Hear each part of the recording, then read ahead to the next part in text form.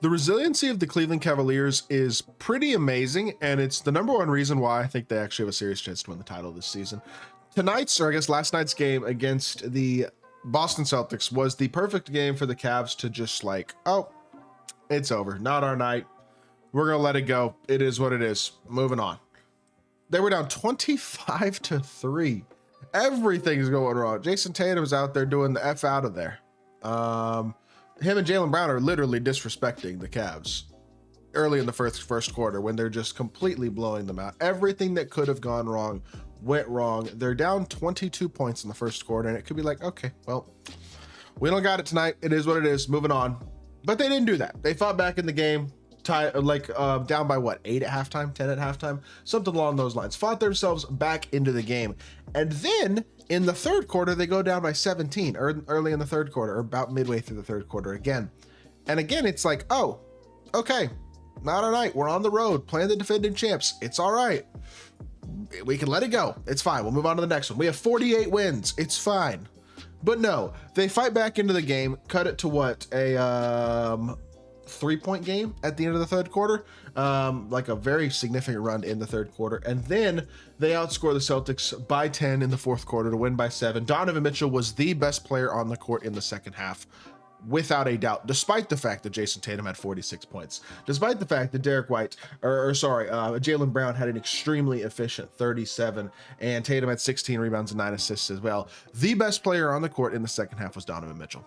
And that's what the Cavs needed to win the game. He scored in all 4 games against the Celtics this season. He scored 30 plus, capping it off with this masterful 41-point performance on 26 shots. Had an awesome second half. Jason Tatum was awesome, really all game, but especially in the first half. Jaylen Brown was also really, really good. And besides that, in all honesty, the Celtics didn't get all that much help tonight. Al Horford was kind of a non-factor offensively. Derek White was a contributor, as he normally is, but nothing too insane. No Drew Holiday, no Kristaps Porzingis. Sure, that hurts the Celtics, but that doesn't take away, in my mind, whatsoever from how impressive a win this was for the Cavs. They wind up splitting the season series with Boston. One of the 2 losses against Boston as well was the first game the Cavs lost all season, was that 15, when they were 15-0. And again, that was a game where they were down like 20 in the first half, or maybe it was early in the third quarter. Fought all the way back. Incredible game that went down to the wire in that one as well. Like, this team just has no quit. Even in their losses this season, it's like, it's incredibly impressive how gritty and how tough and how impressive this team really is. I mean, they had a rough stretch there going for a little bit. They lost, what, 5 of 8 with losses to good teams. Indiana, OKC, Houston in a super close game, Houston another super close game, and then Philly, and like the last time Philly looked good. And then since that point, 36-9, they have won 13 of their last 14 games. They're like 3rd insane winning stretch of the year. Just truly insane stuff, how good they've been. They've had a couple of very small slip-ups all year, and with the exception of those small stretches where they've slipped up, they've just been absolutely dominant. 49-10 means they only have to go 18-5 for the rest of the season to break the franchise record 4 wins. Seems pretty realistic from a 49-10 team. They are historically great all the way around, and I'm going to talk about that historical greatness here in just a second. And in all honesty, to close out the season, it's not brutal. I mean, they've already played all their games against Boston. They only have one more game, it looks like, against New York. You have a lot of easier games against Portland, Chicago. Miami's a mess. Charlotte, never know what you're going to get with Milwaukee. Brooklyn, not great. Memphis is good. Orlando's fine. Clippers are competitive. Sacramento and Phoenix, games you probably should win, but it is a tough road stretch here, if nothing else. Utah and Portland again, then San Antonio, who's tanking now. Detroit, San Antonio again, Sacramento, Chicago. Like, they have some tough games in here, sure, but they have a lot of easy games as well. I guess that's the benefit of playing the Eastern Conference, but they've gotten through kind of a gauntlet of sorts in their schedule in a lot of ways, and managed to get a lot of really nice wins against pretty good teams, and are putting themselves in a really nice position now. I mean, four straight wins. I mean, more than 4 straight wins, but 4 straight wins over very good teams. In New York, they absolutely wiped the floor with them. Memphis, impressive win. Orlando, destruction. Boston, comeback, resilient win.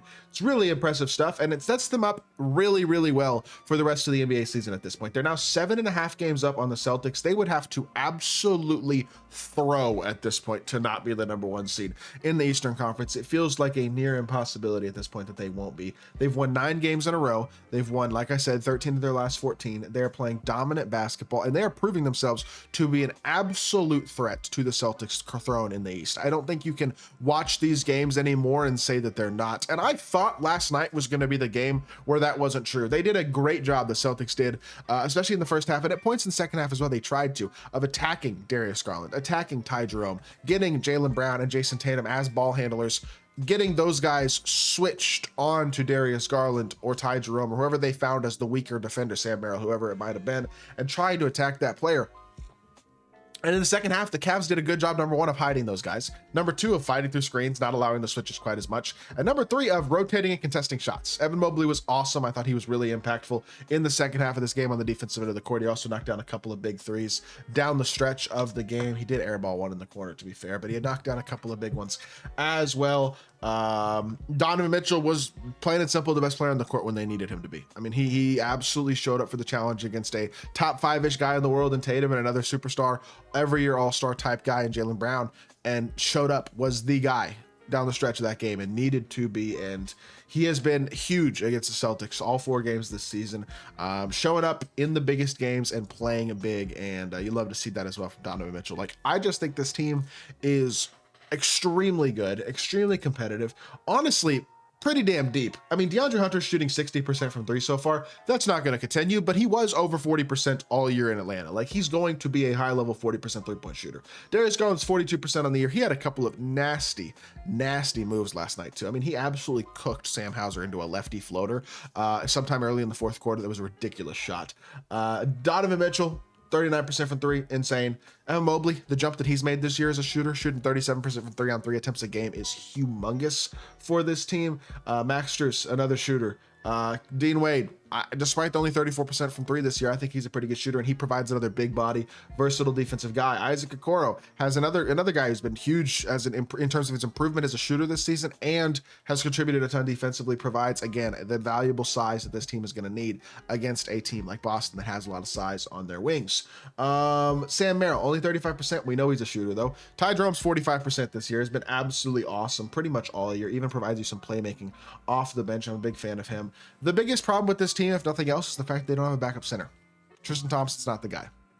As long as Jared Allen and Evan Mobley stay healthy though, and stagger those center minutes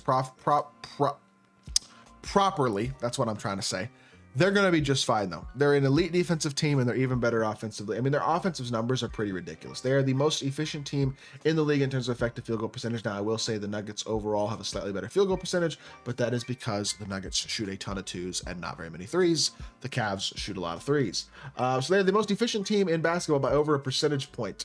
Their 2-point field goal percentage is the best in basketball over the Nuggets by a decent chunk. The Nuggets just shoot 8.5 more 2-pointers a game than the Cavs do. So the Cavs, while being a 39.4% 3-point shooter, on 41 attempts a game, by the way, I mean, they are fourth in basketball in 3-point attempts per game, and they shoot them at the highest percentage in the league. That's pretty wild, to be totally honest. Whereas a team like Denver, who is still very efficient shooting the 3-pointer, only shoots 30 of them a game. So it leads to Denver being the more efficient team in terms of field goal percentage overall. But in terms of shot breakdown, the Cavs are the most efficient team in basketball. It's not even close. They're the most efficient from 2. They're the most efficient from 3. They are just an extremely elite level offensive team scoring the basketball. The spacing that Evan Mobley has provided this year has been massive. The improvements from shooting from a guy like an Isaac Okoro plays a big role. The addition of DeAndre Hunter, who you know is that 5th guy you can count on down the stretch of games, is huge. The ability to do what they did last night and throw in the wrinkle of Evan Mobley's going to be our center down the stretch tonight,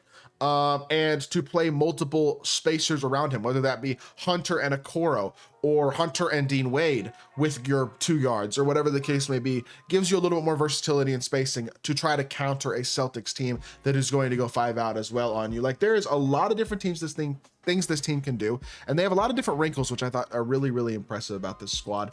And I mean, look, historically, The best net rating in NBA history, the 72-10 Chicago Bulls. The second best net rating in history, this year's Thunder. The third best net rating in history, the Bulls the year after they went 72-10. The fourth best net rating in history, the KD Warriors. And the fifth best net rating in the history of basketball, the 2024-25 Cleveland Cavaliers. Better, basically the same as last year's Celtics who won the title. This is one of the best teams we have ever seen regular season wise. They are that good.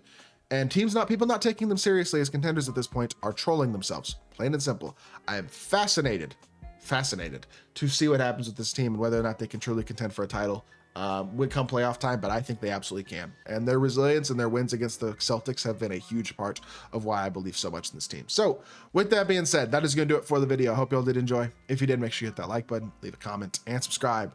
I'll be back with more NBA content very, very soon. I appreciate y'all. Peace.